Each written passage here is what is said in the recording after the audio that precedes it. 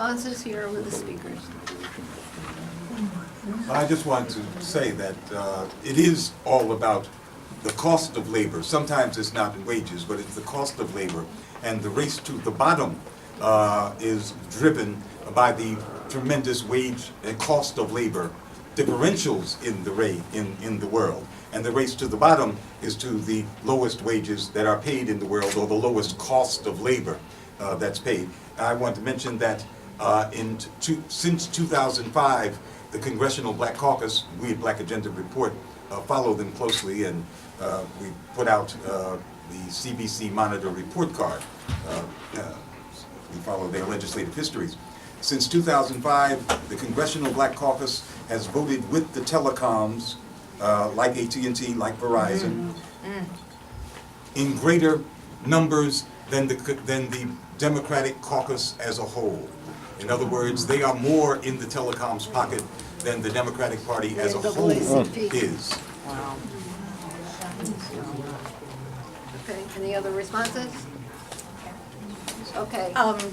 Yeah, I mean, just briefly, organizing on the issues, yes. I mean, we need social movements, and social movements are the engine of social change. So absolutely.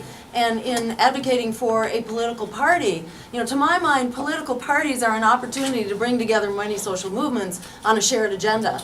Because at the end of the day, it takes really big coalitions applying a lot of pressure in every way possible over long periods of time. It's very hard to build coalitions that stay together. In my view, that's what a political party is. A real political party is an effort to bring people together in the public interest, you know, not with lobbyists and corporate money, but to bring people together around a big social agenda. So yes, absolutely, we have to keep organizing on the issues. And there should not be a conflict, in my view, between organizing for electoral power and organizing for social power. They have to work together, and I think they cannot work without each other.